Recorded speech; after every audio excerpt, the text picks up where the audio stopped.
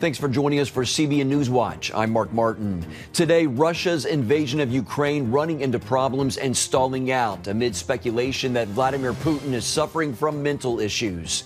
Israel offering to send aid to Ukraine, but the Russian invasion poses some other problems for Israel as well. Plus, a new docuseries takes a look at the megachurch Hillsong. Hillsong is the celebrity church, right? Bieber, Bono, Vanessa Hudgens, Kevin Durant. It wasn't just this Australian startup anymore. It was Justin Bieber's church.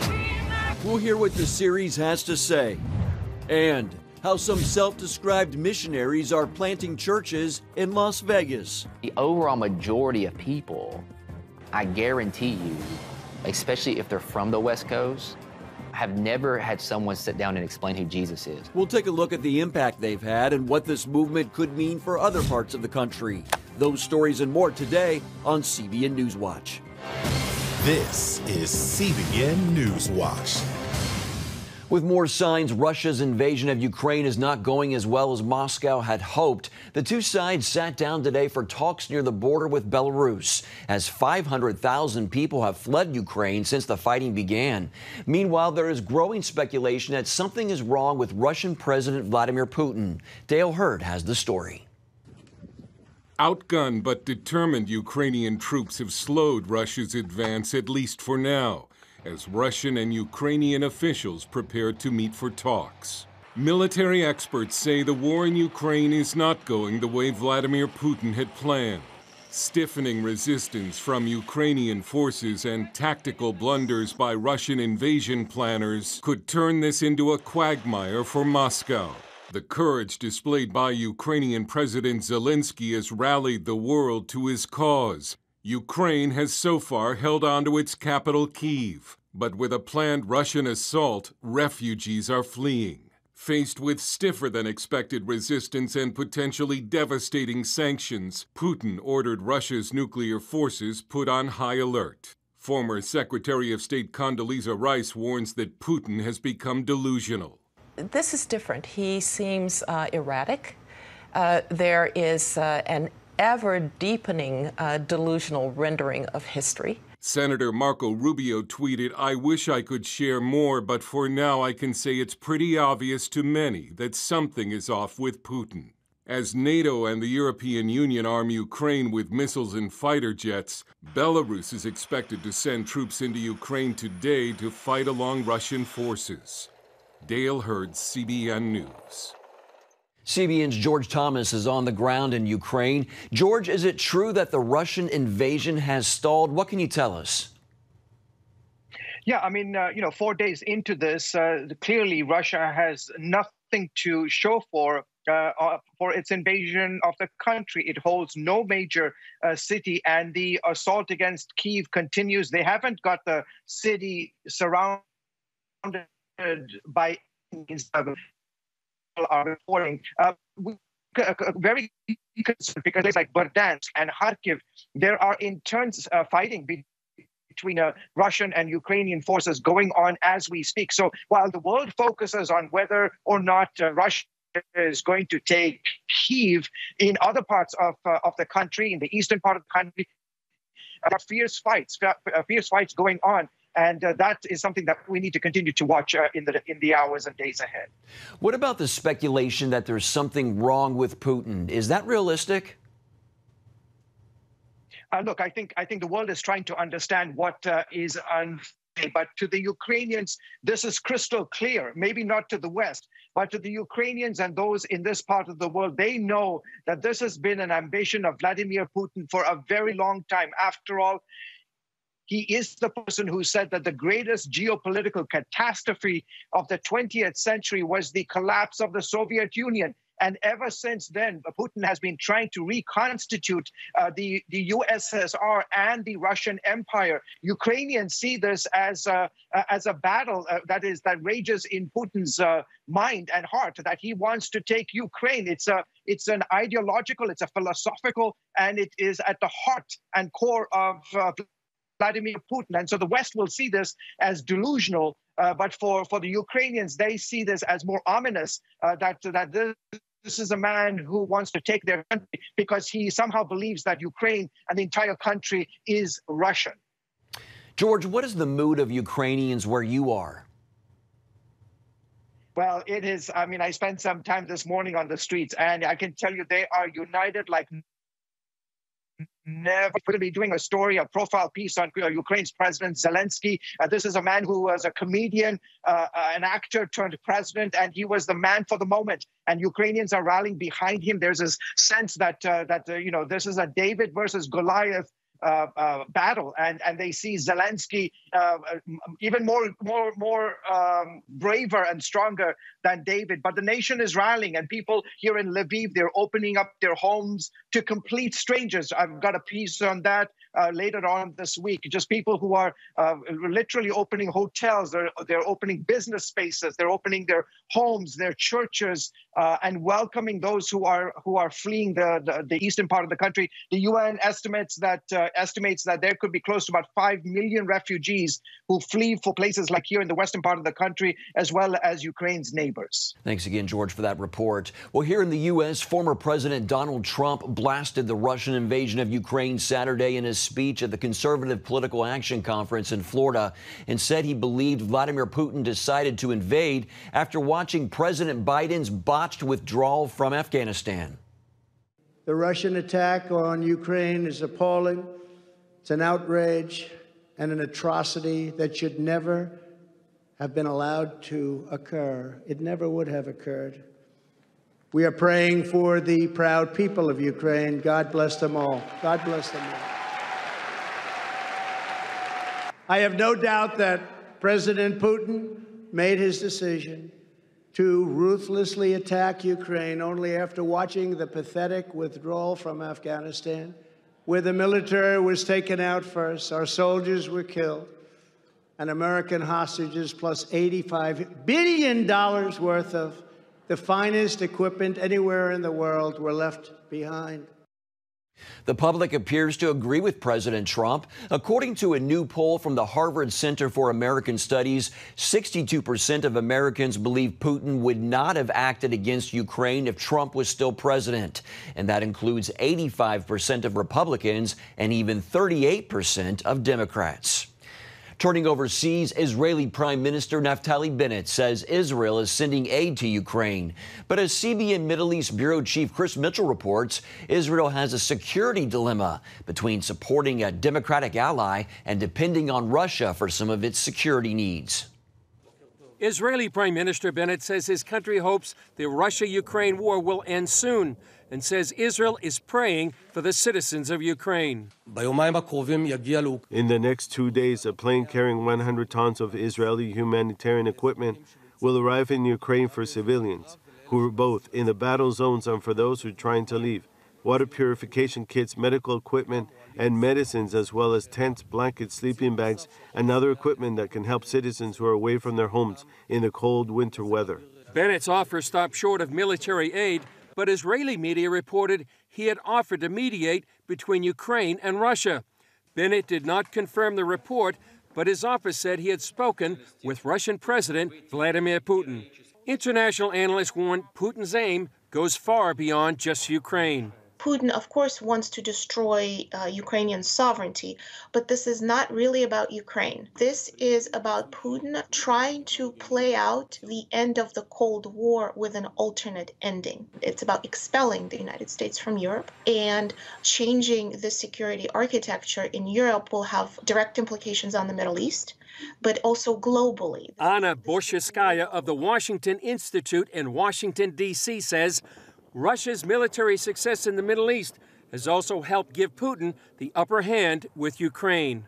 The fact that Russia had a strategic success in Syria and was able to establish a permanent military presence puts it in a better position to pressure Ukraine. I think you're going to see more Russian military activity in Syria and the Eastern Mediterranean. Russia is in Syria since September 2015, when the Russian Air Force first deployed there. And the Russians have basically saved the regime of Bashar Assad, and they are therefore, in essence, the de facto authority. Middle East expert Jonathan Spire says that means it's like Israel has a border with Russia itself, and that could have implications for Israel's potential military efforts against Iran's moves in the Middle East. Now, Israel is engaged in an ongoing air campaign to try to roll back Iranian efforts at consolidation and entrenchment in Syria. Nothing can happen over the skies of Syria without tacit Russian permission, which means that the Israeli-Russian relationship is of paramount diplomatic importance to Israel right now. At the same time, Israel is a key ally of the U.S. And Israel has its own values also, and absolutely is close to Ukraine also, which has, of course, a Jewish president. So it means that Israel is kind of torn between two imperatives right now. In a sign of trouble ahead, Russia's deputy ambassador to the UN blasted Israel the day before the invasion of Ukraine, and then tweeted, "We're concerned over Tel Aviv's announced plans for expanding settlement activity in the occupied Golan Heights, which contradicts the provisions of the 1949 Geneva Convention. Russia doesn't recognize Israel's sovereignty over the Golan Heights that are part of Syria." Israel captured the strategic plateau during the 1967 Six-Day War and considers it critical for the defense of the Galilee and the country. For now, Putin has his hands full with Ukraine, but if he achieves his goals there, Israel could find itself in an even more difficult security situation, facing both Russia and Iran in Syria. Chris Mitchell, CBN News, Jerusalem. Coming up, there's a new docuseries coming soon on mega church Hillsong. We'll bring you the details when we come back.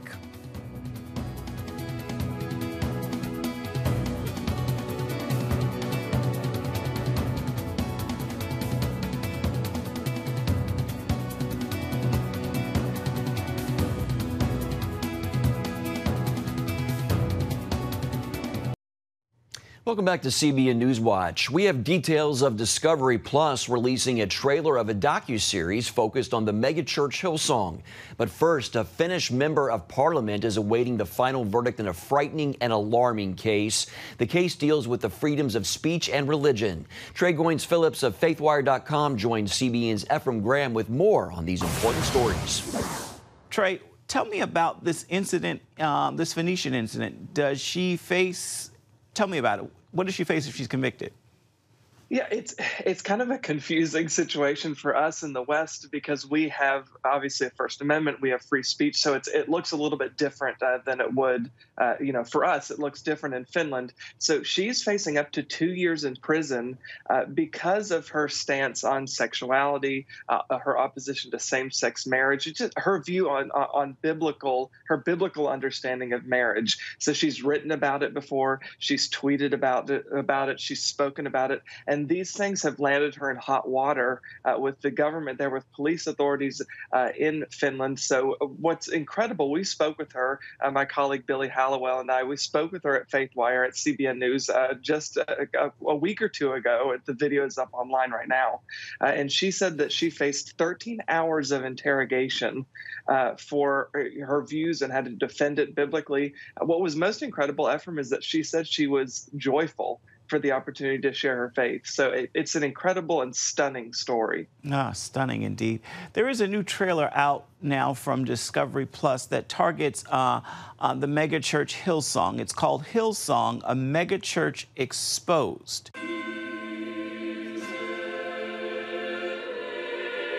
Have you ever heard of Hillsong Church? Hillsong is the celebrity church, right? Bieber, Bono, Vanessa Hudgens, Kevin Durant. It wasn't just this Australian startup anymore. It was Justin Bieber's church. They've had over 3 billion views on YouTube. Hillsong changed the way that many of us saw how church could be done. So the docuseries centers on ex-pastor Carl Lentz's leadership style and his celebrity, but some of the cast in the docuseries are questioning the megachurch and suggesting it could even be a cult. What can you tell me about this? I think a lot of times, whenever someone is promoting a docuseries or any sort of product, they're going to use the most inflammatory language to get views. But I think a large chunk of the reason people are suggesting that is because of the celebrity nature of Hillsong, the celebrity nature that Carl Lentz had, the following he had as Justin Bieber's pastor, and the lack of accountability that so often comes with that. He became so popular, so famous, that he kind of was surrounded surrounded just by yes men and yes women, and he wasn't being held accountable like he should have. So that's really the thrust of the cult suggestion. Are they getting this cult following that's then removing any sort of layers of accountability that all people, and certainly pastors, should have around them? Mm-hmm. What can we expect on the next Faith Wire? So on this upcoming episode of Faith Wire, we're going to be talking about how should we address differences within the church. So should we take to Twitter and take to Facebook and voice our disagreements, or should we go about it in a more private manner instead of really kind of tearing each other apart publicly? It's a big issue and it's getting a lot of attention these days, so we'll talk about some of that. All right, lots to look forward to. Trey, thank you so much for joining us as always. Thanks, Ephraim. And you can catch Faith Wire on the CBN News Channel tonight at 8:30 Eastern or on the CBN News app. Still ahead, some Las Vegas missionaries have been growing churches during the pandemic with the assistance of social media. Find out how right after this.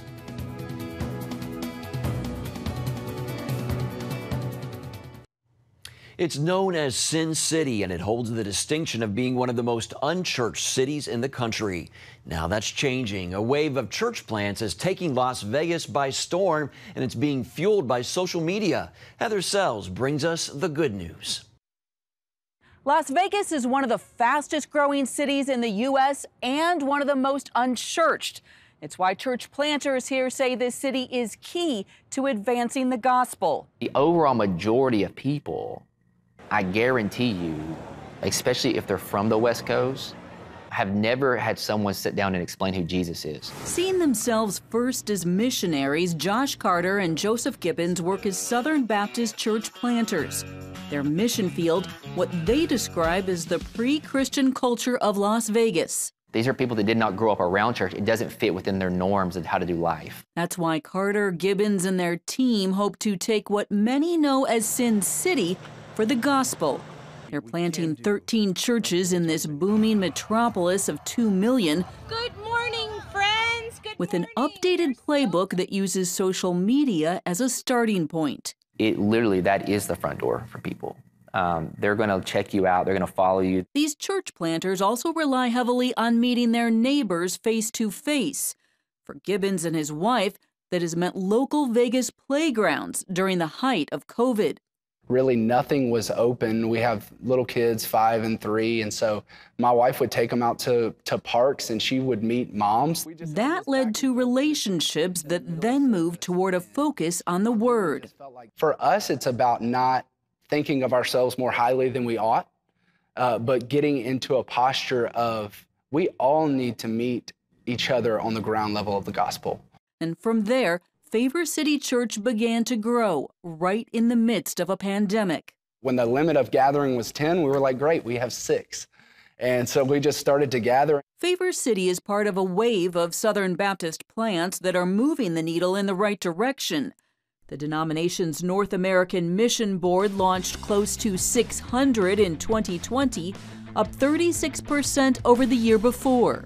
I think there is hope. You know, the North American Mission Board is planting hundreds upon hundreds of churches, surprisingly high numbers even in 2020. And these churches are diverse. 6 in 10 last year were non-Anglo. That is crucial as experts predict that whites will decline to a minority population as early as 2045.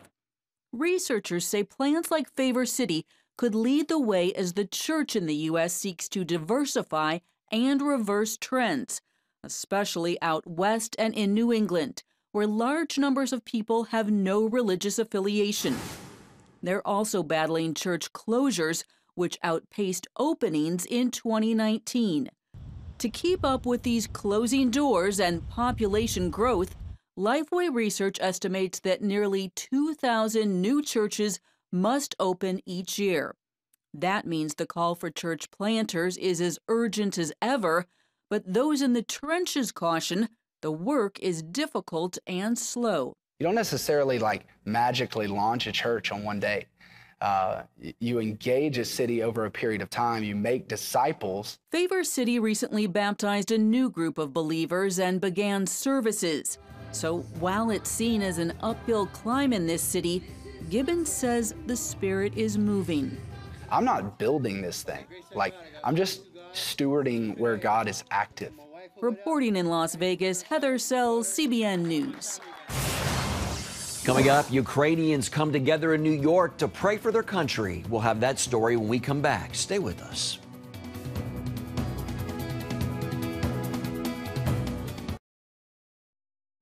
Ukrainians in New York City gathered at Ukrainian Catholic Church of St. Vladimir to pray for their country Sunday and to speak out against Vladimir Putin's invasion. What is happening right now is all the atrocities and the crimes that are being committed. Like, just simply this assault is a crime, is a crime against humanity.